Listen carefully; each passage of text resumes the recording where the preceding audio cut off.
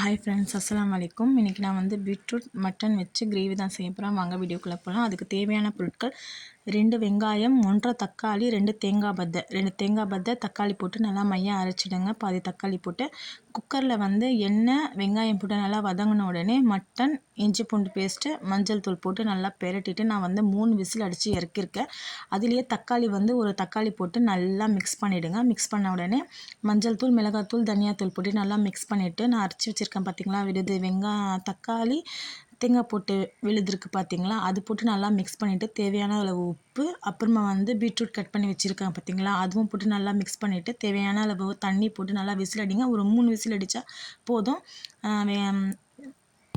மட்டனும் வெந்திருக்கும், இதுவும் பீட்ரூட்டும் வெந்திருக்கும். அப்புறமா உப்பு போட்டு நீங்கள் வந்து கொத்தமல்லி போட்டு நீங்கள் இறக்கிட்டால் பீட்ரூட் மட்டன் போட்டு மிட்டாசெல்லாம் ரெடி. Okay, bye friends.